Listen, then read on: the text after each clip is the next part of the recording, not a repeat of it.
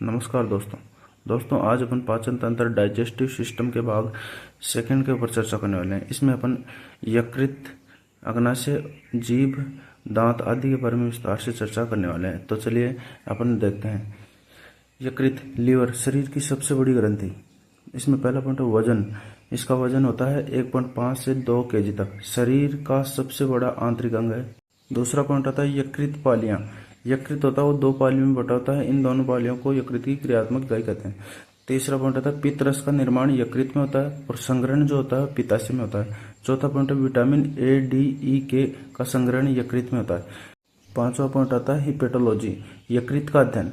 छठा आता है एल्कोहल का अवशोषण आमाशय में होता है और यकृत सबसे ज्यादा प्रभावित होता है। और सातवां आता है पीलिया, यकृत प्रभावित होता है।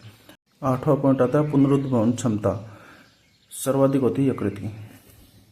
नौवां पॉइंट आता है यकृत को शरीर की रसायनशाला कहा जाता है क्योंकि विषैले पदार्थों को विषहीन बनाता है। 10वां पॉइंट आता है पोस्टमार्टम के समय मुख्यतः यकृत का किया जाता है। 11 नंबर पॉइंट आता है यकृत अमोनिया को यूरिया में बदलता है। 12वां पॉइंट आता है प्रोटीन का निर्माण और हिपेरिन का निर्माण यकृत करता है। अगला पॉइंट आता है अग्नाशय ग्रंथि, पैंक्रियाज।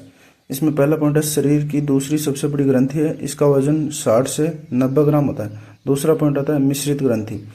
मिश्रित ग्रंथि अंतःस्रावी प्लस बहिःस्रावी होती है। तीसरा आता है अग्नाशय रस, यह पूर्ण पाचक रस होता है। चौथा आता है 3 एंजाइम होते हैं। पहला एमाइलेज एंजाइम जो कार्बोहाइड्रेट के पाचन में सहयोग करता है। दूसरा पॉइंट आता है ट्रिप्सिन, प्रोटीन के पाचन में सहयोग करता है। तीसरा आता है लाइपेज, यह वसा या फैट के पाचन में सहयोग करता है। 5वां पॉइंट आता है आकार, अंग्रेजी के यू के समान होता है। अगला पॉइंट आता है लार ग्रंथि, 3 प्रकार की होती है। इसमें पहला है पैरोटिड लार ग्रंथि, कान के ठीक नीचे गलसुआ रोग में सूजन आती है। दूसरा पॉइंट है सबलिंगुअल लार ग्रंथि, जीभ के नीचे। और तीसरा पॉइंट है सब मैंडिबुलर लार ग्रंथि, जबड़ों के नीचे। अगला पॉइंट आता है जीभ। इसमें पहला है मांसपेशियों से बनी, आधार से लिंगुअल फ्रेनुलम से जुड़ी। दूसरा है स्वाद कलिकाएं पाई जाती हैं, महिलाओं में पुरुषों से अधिक होती हैं। तीसरा है जीभ का स्वाद, कड़वा, खट्टा, नमकीन और मीठा। तो सबसे पीछे दिख रहा कड़वा, खट्टा, फिर नमकीन, फिर मीठा, जैसा कि आप डायग्राम में देख पा रहे हैं। अगला पॉइंट आता है दांत, सबसे इम्पोर्टेंट टॉपिक। इसमें पहला है इनेमल, शरीर का सबसे कठोर पदार्थ, कैल्शियम फॉस्फेट और कैल्शियम कार्बोनेट का बना होता है। दूसरा पॉइंट होता है मुख गुहा में 4 प्रकार के दांत होते हैं। पहले प्रकार का दांत होता है कृतनक, इनसाइजर, 8 दांत होते हैं। दूसरा होता है रदनक या कैनाइन, इसमें 4 दांत होते हैं। तीसरा अगर चौणक या प्रीमोलर, इसमें 8 दांत होते हैं। और चौथा प्रकार है वो चौणक मोलर, 12 दांत होते हैं। तो कुल दांतों की संख्या होती है 32। पहला प्रकार का दांत आता है कृतनक। इसमें पहला पॉइंट है सबसे आगे के नुकीले दांत भोजन काटने चीरने में सहायक होते हैं। दूसरा पॉइंट है मनुष्य में 6 माह की आयु में निकलते हैं। तीसरा पॉइंट है कुल संख्या इनकी होती है वो 8 होती है। चौथा पॉइंट है दूसरे कृतनक हाथी में हाथी दांत या गज दांत कहलाता है। दांत का दूसरा प्रकार आता है रदनक। इसमें पहला पॉइंट है ऊपर के नुकीले दांत भोजन काटने चीरने में सहायक होते हैं। दूसरा पॉइंट आता है मांसाहारियों में अधिक विकसित होते हैं। तीसरा पॉइंट आता है 16 से 20 माह की आयु में निकलते हैं। चौथा पॉइंट आता है कुल संख्या 4 होती है। दांत का तीसरा प्रकार आता है अग्रचौणक या प्रीमोलर। इसमें पहला है चौकोर होते हैं, भोजन चबाने में सहायक होते हैं। दूसरा पॉइंट आता है 10 से 11 वर्ष की आयु में निकलते हैं। तीसरा पॉइंट आता है कुल संख्या इनकी होती है वो 8 होती है। दांत का चौथा प्रकार आता है चौणक दांत, मोलर।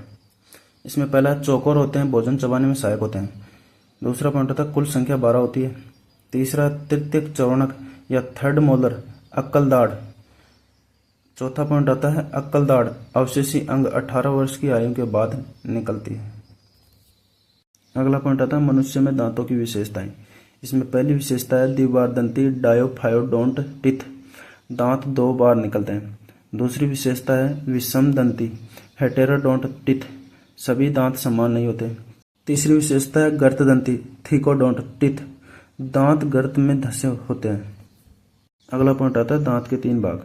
इसमें पहला है शीर्ष क्राउन, ऊपरी भाग इनेमल आवरण जो कि शरीर का सबसे कठोर भाग होता है।